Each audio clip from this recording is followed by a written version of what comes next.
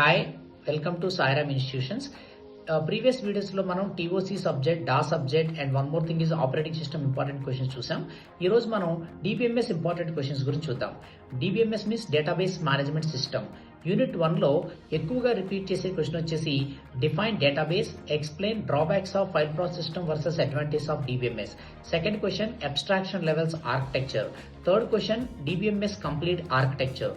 Fourth question వచ్చేసరికి ER diagram, entity relationship diagram for any real time enterprise like library management system, banking system ఇలా అడుగుతాడు అనమాట. And fifth question optional అనమాట. ABC బిట్లు, A వచ్చేసి database languages, B వచ్చేసి data models, C వచ్చేసి database users and DBA functions. ఈ 5 questions సరిపోతాయి from first unit. Second unit వచ్చేసరికి explain about relational algebra, select, project, union, intersection ఇలాంటివి చదువుతాం.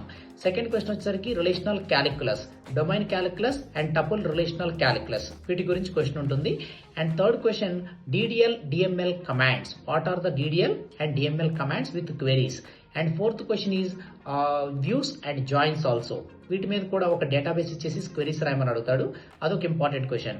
అండ్ నెక్స్ట్ యూనిట్ 3కి వచ్చేసరికి what is normal form, explain types of normal form, 1NF, 2NF, 3NF, BCNF ఇలా normal forms ఉంటాయి. Second question దాంట్లో what is multi value dependency, explain 4th normal form. Third question what is joint dependency, explain 5th normal form. వీటితో పాటు what are the aggregate functions available in database. ఇవి unit 3లో క్వశ్చన్స్. Unit 4కి వచ్చేసరికి మనకి define transaction, explain transaction state diagram. Second question వచ్చేసరికి ACID properties, atomicity, consistency, isolation, durability.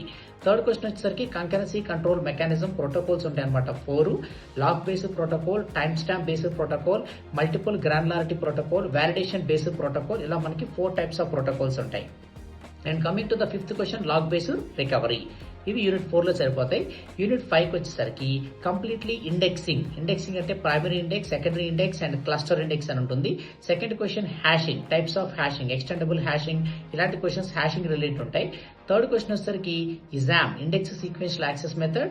And fourth question వచ్చేసరికి B+ట్రీ. ఇవి రిలేటెడ్ టు 5th యూనిట్ అనమాట. 4 క్వశ్చన్స్ సరిపోతాయి 5th యూనిట్ లో.